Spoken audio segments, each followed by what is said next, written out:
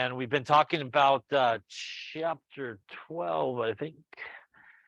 And obviously we talked about equilibrium. And last time we got into a couple of important parts of equilibrium in terms of calculations. We talked about Q, which is the reaction quotient.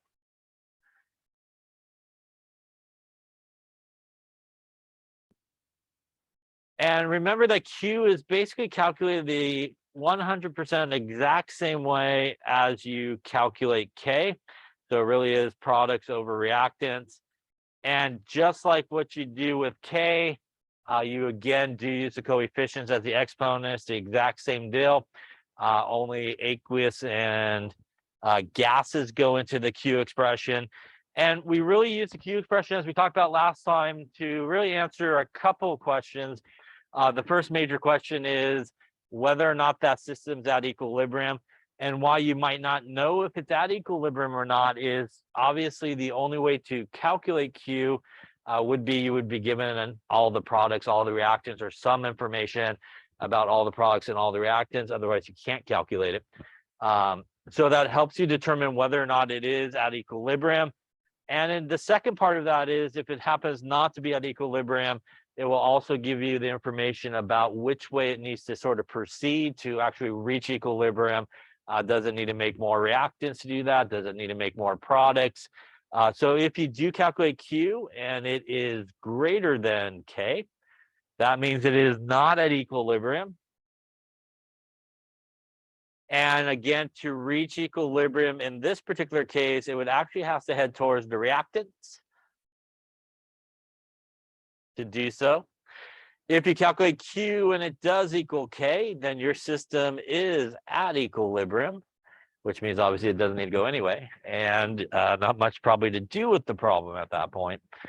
And if you calculate Q and it is less than the K value, once again, you would not be at equilibrium, but in order to reach equilibrium, you would need to make more products.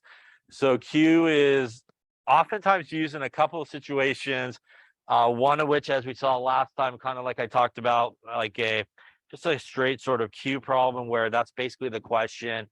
You're given some information about the reactants, the products, and basically the question is the system at equilibrium? And if it's not at equilibrium, which way it needs to go to actually reach equilibrium? The other situation where you should really, again, calculate Q is in relationship to what we talked about with ice tables. So again, if you happen to be given enough information, which is basically about the reactants and all the products, that you can't calculate Q, you really should take a moment and do that. And that does lead us into sort of the really main calculation of sort of the course, which is our ice tables. And once again, our ice tables is initial, it is change, and it is equilibrium here.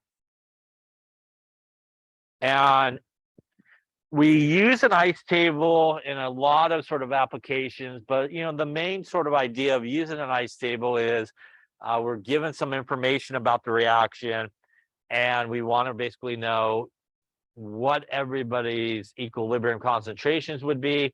If they happen to be gases, maybe what their equilibrium pressures would be. And a couple important things about doing an ice table, as we talked about here.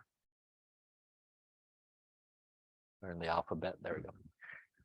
Again, we start with our initial, so maybe you do have some values given to you for your initial guys, and maybe you're not given anything in terms of the products, or really the products sort of concentrations aren't mentioned. As we talked about, you can safely assume that it will be 0. Now, if you are given sort of information about everybody, you might want to calculate Q, as it may affect the change part. But in this particular case, since we do not have product to start with, we could safely assume that, again, as we talked about, this reaction would be heading towards the products. There's really no other choice for it because all it's got is reactants. So the forward direction of this reaction would have to take place. What that means in terms of the concentrations in this case of A and B is we would expect them to decrease, and the concentrations of C there, we would expect it to increase. So we represent that with minuses and pluses. So this would be minus x, which x represents the change. And this guy would be minus x as well. We also want to make sure that we always take into account the coefficients that we see in the balance equation, because frankly, that does the mole-to-mole relationship. That makes sure you got all the right sort of stoichiometry involved when you do it. And for C here, because the coefficient would be a 2, we would end up with 2x here. And it would be positive 2 because we would expect in this case, again, our products to be increasing with time. When we get to the equilibrium, we basically are just going to bring everybody down and bring it down with the correct numbers would be good. And we are going to use our equilibrium expression to help us solve for x. So in this particular example, we could write k is equal to c squared divided by a and times b. And obviously, if this was a real problem, we would probably be given the k value in the problem. So whatever the k value equals, I'll just call it 40 to make up a number. At this point, we would obviously put everybody in the equilibrium line here into that expression, obviously do whatever math is necessary to solve it, and we would solve for x. When we do solve for x, we will then put that x value back into the equilibrium line. So when we do that solving, we would then put whatever x value we get back into here. And then that would give us our equilibrium concentrations of everybody. Any questions on there? Now, we did talk about a couple of different ways. And again, probably the most complicated way here for us would be something quadratic-ish, right? And that would be our x is equal to minus b plus or minus the square root of b squared minus 4ac divided by 2a. And math-wise, that would probably, like I mentioned, be really the sort of most difficult part. We will not do in this class what you sometimes will see in textbooks and people will sometimes do is they solve these problems by using what is known as successive approximation, which basically means when you look at your ICE table, you know that x has got to at least be less than 2, otherwise you'd have a negative number. So you kind of pick a number, put it in there, and then solve for the other x. And then you keep doing that until basically the number you put in is the same number you get out. They match. And if you're good at it, you might be okay. If you're really bad at it, you'll be there all night trying to pick out the right number and stuff like that. So sometimes these problems are solved through a process known as successive approximation. And again, we won't be doing that in here, but in case you might see it, you know, as you read through a book or something like that.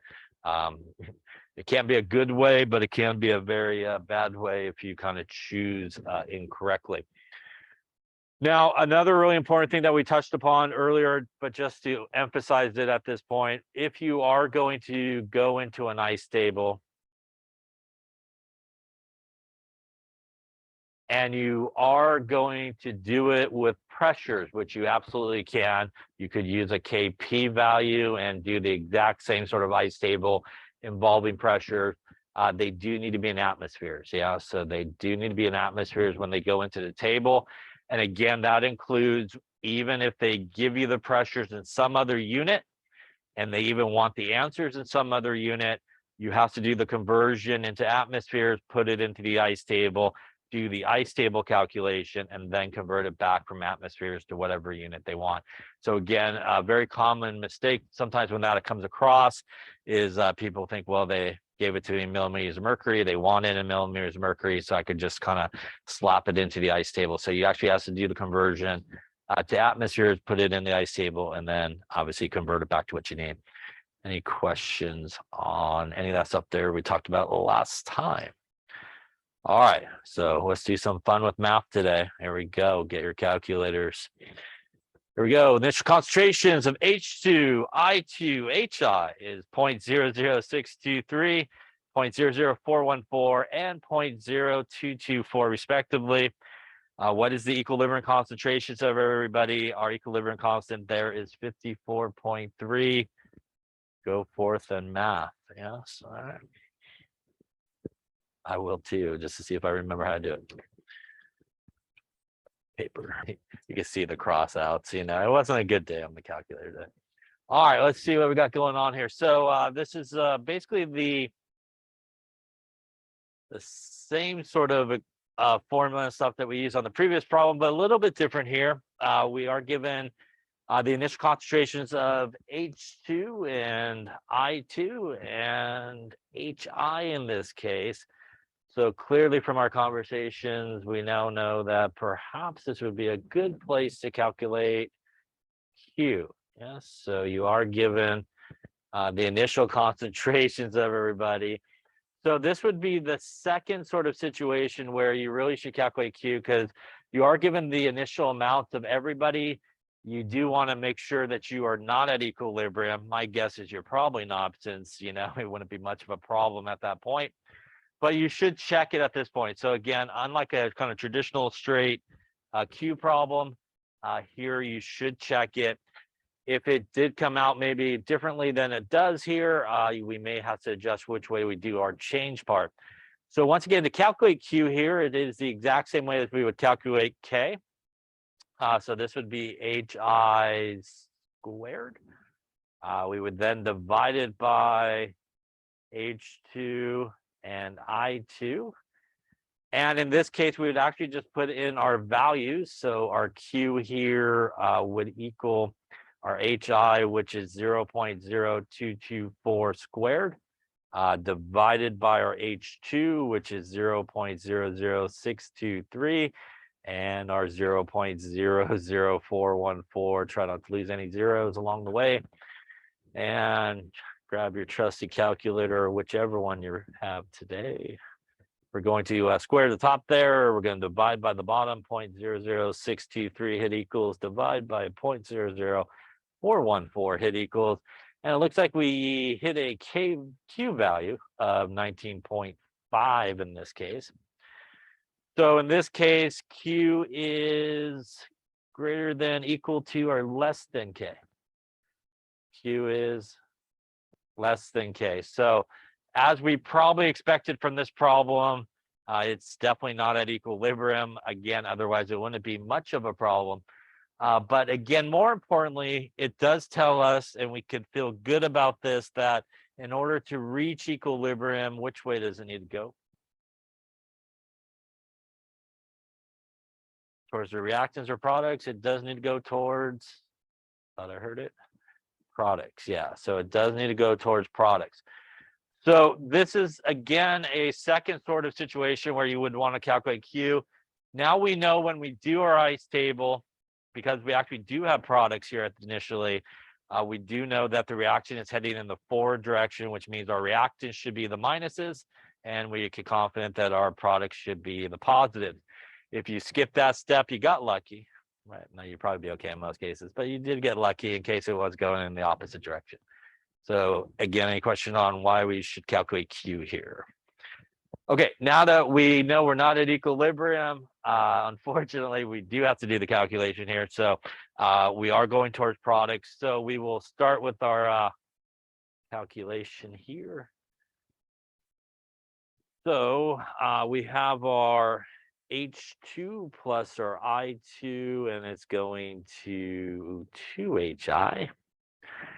We have a K value that's 54.3. So initially here, we have 0.00623 molar.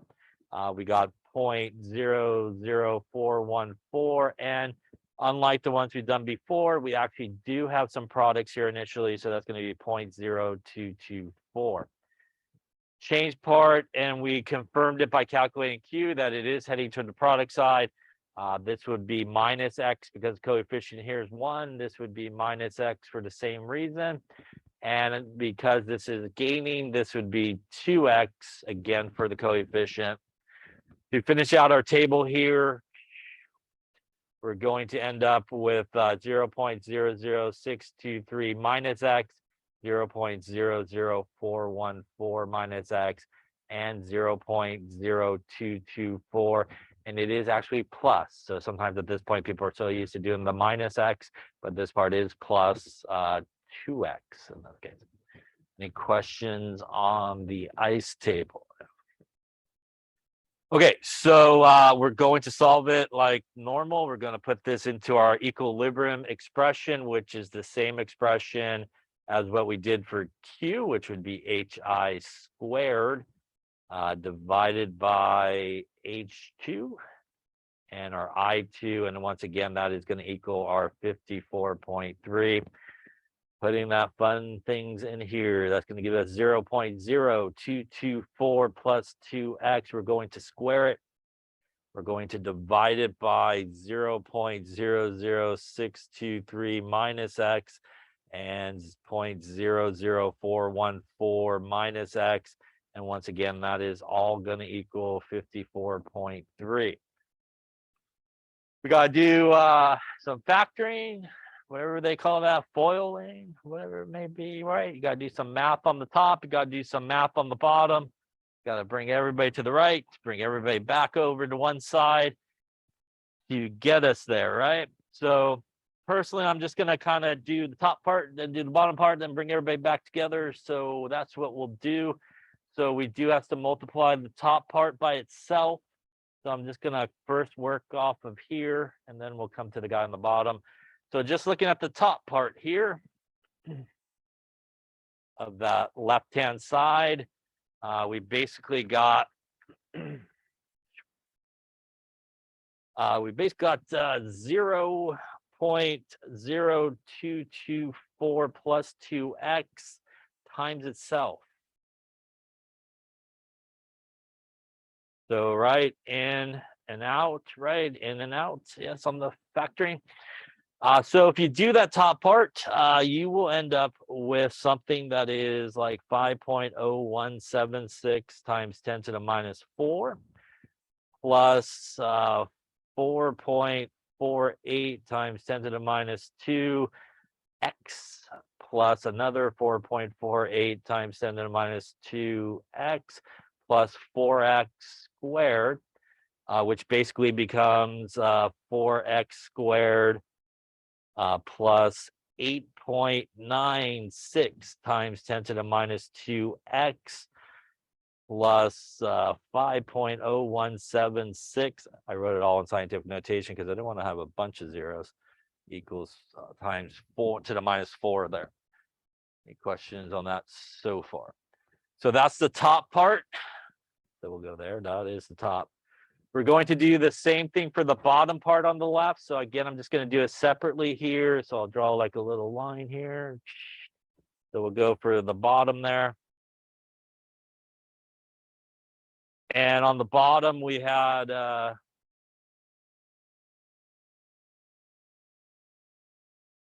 0.00623 minus x and times 0.00414 minus x. Once again, we're going to factor both of them just like we did on the top. So if you do that, let's see here. If you do that, you will end up with, I believe, 2.579 times 10 to the minus 5 minus 0.00623x minus 0.00414x and a plus an x squared. We obviously could combine our x values there. And if we do that for the bottom, you should end up with, not that, you should end up with a,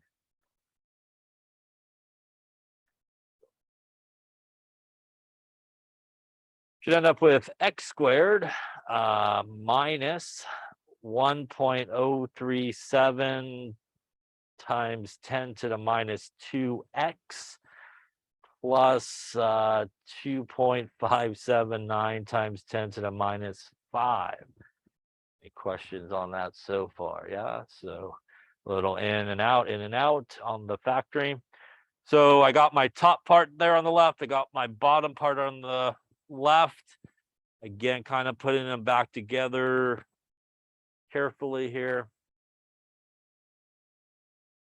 We're going to go basically now 4x squared up on top plus 8.96 times 10 to the minus 2x plus 5.0176 times 10 to the minus 4, all divided by my bottom there, which is x squared minus 1.037 times 10 to the minus 2x plus 2.579 times 10 to the minus 5. And that does equal our 54.3. So if you factor everybody out correctly, that is hopefully somewhere around where you should get, depending on where you cut off the numbers.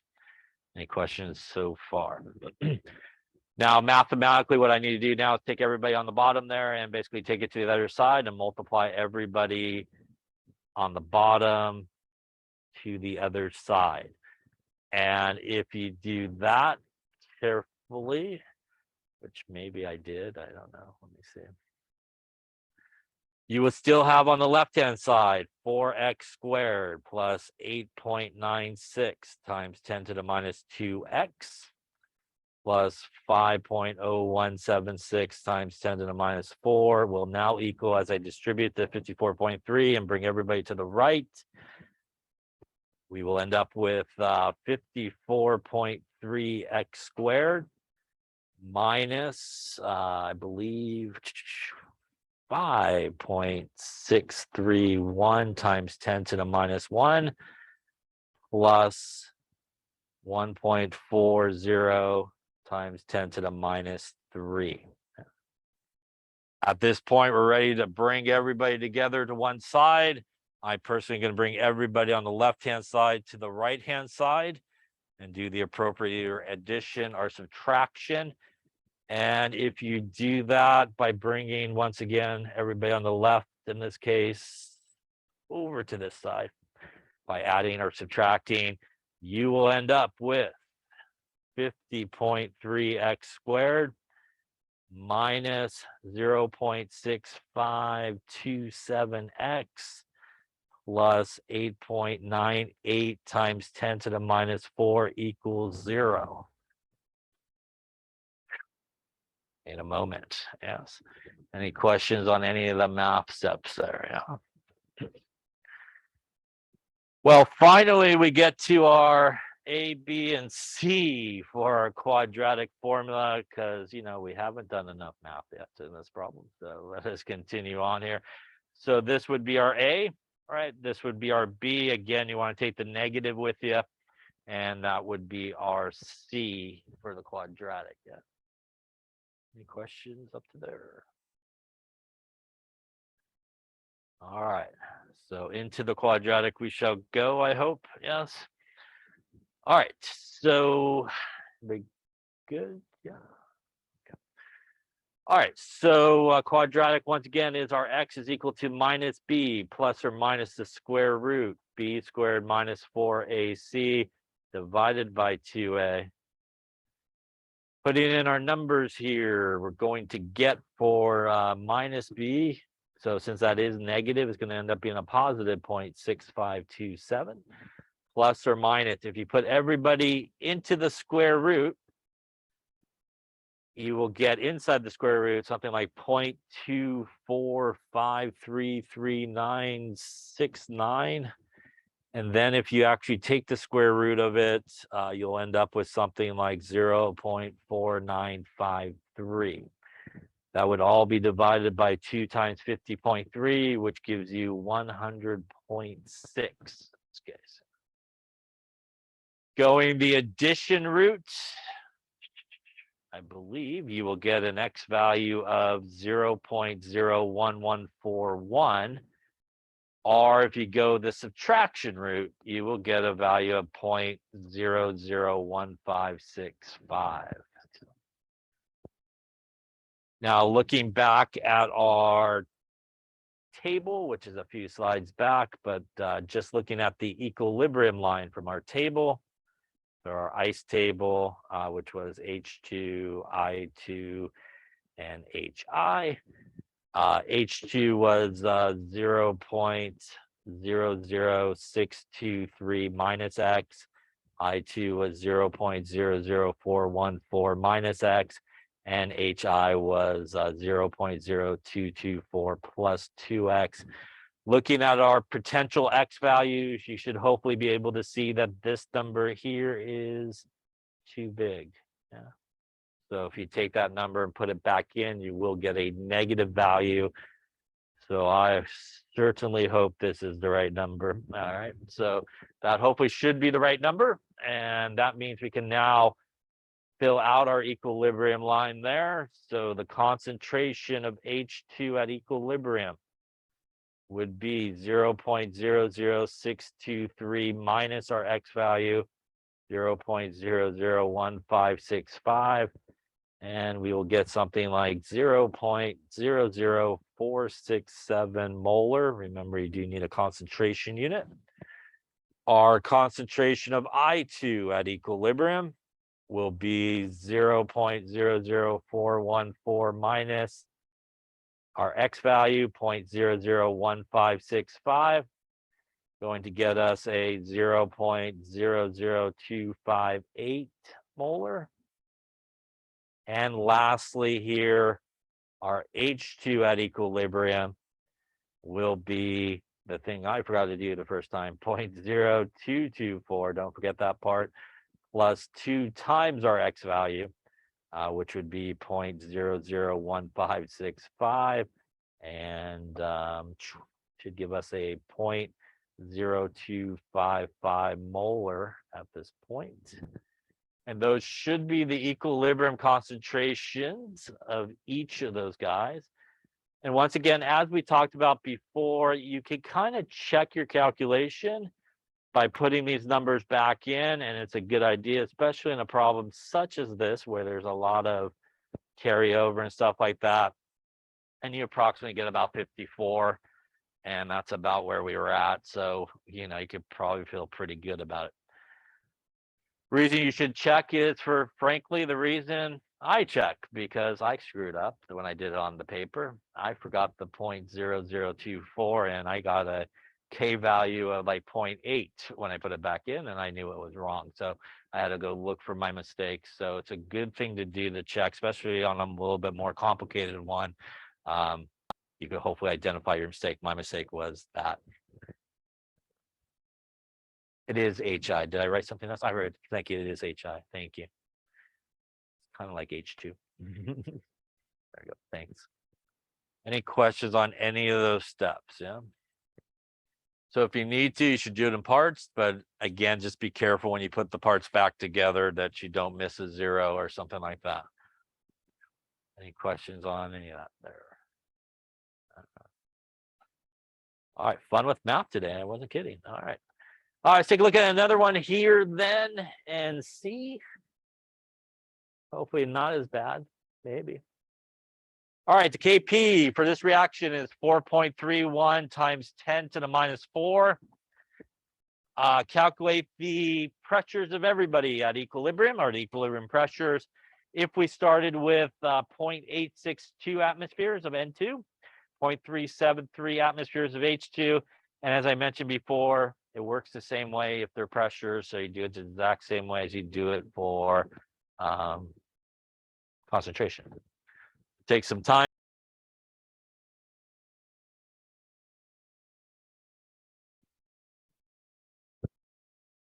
Okay, let's take a look, see how you're doing here on this one. All right. So again, this one is involving a KP value, since we are given pressures, and we do have pressures here. So it really can operate really the same way as how we do the other sort of problems. We could write our KP expression for this, which again would be our partial pressure of our products, which we would need to square because of the coefficient for NH3, so because of that. We then would divide it by the partial pressure of our N2, coefficient being 1, times the partial pressure here cubed of our H2, which is that 3. And that would equal our Kp value of 4.31 times 10 to the minus 4. As we talked about earlier, we're good here. We're in atmospheres, so we don't really need to do any type of conversion. But once again, if you are not given it in atmospheres, you do need to convert it there before you get after the ice table here. So let's take a look at this ice table here and see what we got going on. So again, we have our N2 plus our 3H2 and our 2NH3. Putting in our initial pressures that were given to us, which is 0.862 and 0.373. And much like in concentration here, we were not given anything in terms of the products. So we can again safely assume that we got really nothing going on that side, and it's going to be 0. The rest of the table here is going to be very similar. We're going to assume because we have no products that this reaction should be heading in the forward direction. So our minuses will be on the reactant side. Our product side here will be pluses. So this will be minus x, minus 3x, again, because of the coefficient. And this would be plus 2x. Carrying this stuff down, we end up with 0.862 minus x, 0.373 minus 3x, and a 2x here. Any questions on the ice table here? Now, like normal, we're going to put this into our expression. And once again, that expression was our partial pressure squared of NH3, our pressure of N2, and our pressure cubed of H2.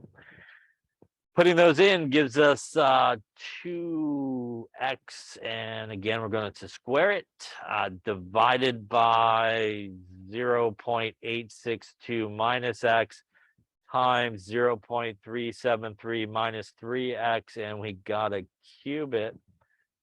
Fun. Equals 4.31 times 10 to the minus 4 in this case. So clearly, we got to do some math here to solve this, and clearly we should probably just move on from the next problem because nobody wants to do that, right?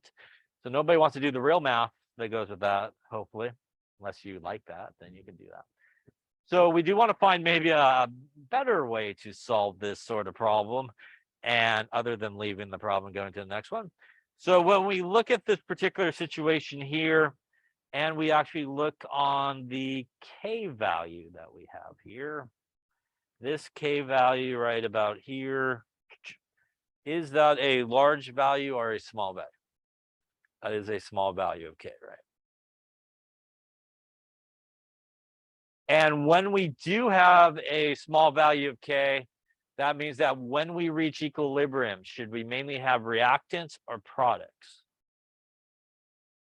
We should mainly have, yes, it is reactants. That's a good answer. We should mainly have reactants when we reach equilibrium, which means in this reaction, if we pretty much are going to mainly have reactants, will there be a big change that's going to happen? There's not, right? So we're going to mainly still hang out on the reactant side. Not very much is going to make its way over to the product side. So because the K value is small and we would expect mainly reactants to be there, we can make an assumption and we can assume that x is equal to 0. Now, clearly you cannot assume all x's are equal to 0, otherwise you have nothing to solve for. So it is just the x's that you're going to subtract from a number, or an x that you're going to like add to a number. So any of those guys, like, you know, something minus x or something plus x, those are the x's you should get rid of. The x that is typically like 2x here, we cannot get rid of because we started with how much product to begin with? 0. So anything that it makes is relatively significant. So we can't get rid of it. But we did start with a good amount of reactants, so whatever it may lose, we can sort of assume is going to be negligible. But for the product side there, where the 2x is, we can't really get rid of it. Again, we wouldn't really have much to solve for if we did. Any questions on that there? So if we assume that x is equal to 0 here, that's hopefully going to make the math a lot easier. That's going to give us 4x squared up on top. That will give us 0.862 times 0.373 cubed. and that will equal 4.31 times 10 to the minus 4. So that looks a lot easier perhaps to solve. So if we do that, we're going to take care of the bottom here, and we'll take 0.373 and cube it. We'll times it by 0.862, and that gives us 4x squared divided by 0.044734 is equal to 4.31 times 10 to the minus 4. We're then going to multiply that to the other side. And when we do that, we'll take 4.31 to the minus 4 times that. And that will give us 4x squared is equal to 0.000. I'm writing lots of zeros here, it looks like. So that is 1928.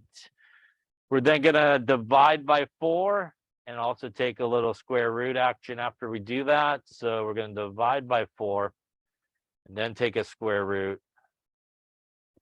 Hopefully if I punch all the numbers in right there, we will end up with an x value of, we'll go a little scientific notation, 2.20 times 10 to the negative 3. So 2.20 times 10 to the negative 3. First off, any question on that? Yeah.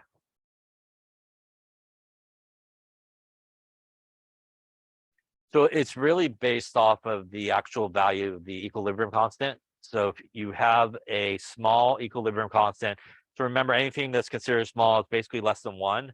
So any equilibrium constant is basically like a negative exponent. You could try this and see if it works. So with that being said, whenever you do make an assumption like this, you should always check your assumption. And we're going to talk about how you could check your assumption here. We are going to use what is referred to sometimes as the 5% rule. So the 5% rule is what we're going to use to check our assumptions. So basically, to check your assumptions, what you're going to do is you're going to take the x value that you got, and you're going to divide it by what you're going to subtract it from, basically, like the initial concentrations. So if we do that to check here, so if we want to check, we have an x value of was 2.20 times 10 to the minus 3, I think I wrote. So to check it, we would take 2.20 times 10 to the minus 3. We'll divide it by the initial concentration there, our pressure really of N2, which is 0.862. We'll times it by 100%, and we'll end up with something like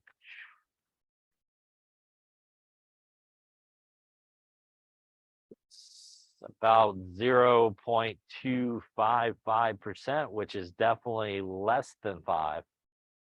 So that means that this check is good. You could do it for both, but in my experience, if you check one, you're probably good on both, but it never hurts. So if you wanted to check the other one, you can do 2.2 times 10 to the minus 3. And in this case, we would actually multiply it by 3 if you wanted to, and divide it by 0.373 times 100%. So we took 2.2 minus 3 times 3 divided by 0.373 times it by 100. We end up with about 1.77%, which is also less than 5. So it is good. So whenever you make the assumption, you do need to check it, and you should check it because it will not always work.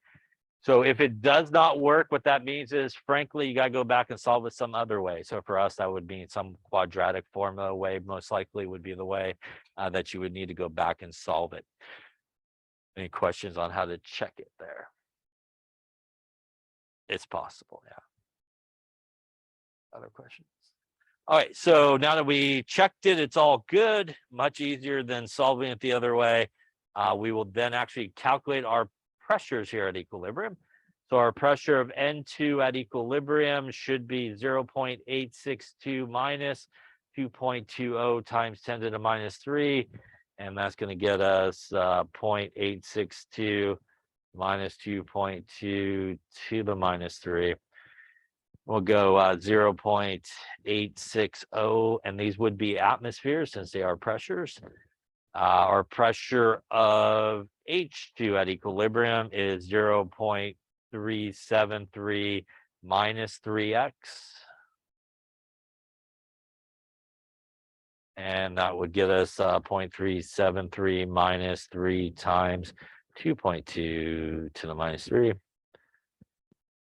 Gonna go 0.366 atmospheres. And lastly here, we do have our pressure of NH3, which will equal 2x, I believe.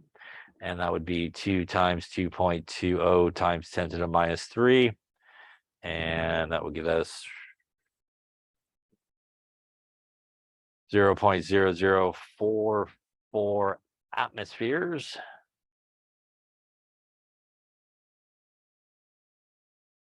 And again, you could do the same sort of check as we did before, and it hopefully should kind of come out to what it was. It's about 1, 2, 3, 4. So it's with rounding, it's in the same ballpark. Question on making an assumption when you should do it. Why did I not do any type of assumption on the previous problems we did? Yeah, because in the very first one we did the other day when I did it, the very first one was a K value of 7, which is a large value. So we would expect a big change to occur and mainly have products at equilibrium, so you can't do it. The other two ones had K values of 54.3, which obviously was large as well. So again, you could only do it if you have a small K value. And you can also see here, majority of the pressure is the reactants, right? So that's the majority of the pressure that we see, which kind of correlates to the K value that we had, which was small. Any questions on that? Question on ice tables, how to do it. You definitely need to be able to do these things, yes? And show your work now. So you need to be able to solve them. We solved these problems several different ways. We did a quadratic, which wasn't extremely difficult quadratic. We did one that was a perfect square, right? And we did one here this morning or afternoon. It feels like a morning, but it's still the evening.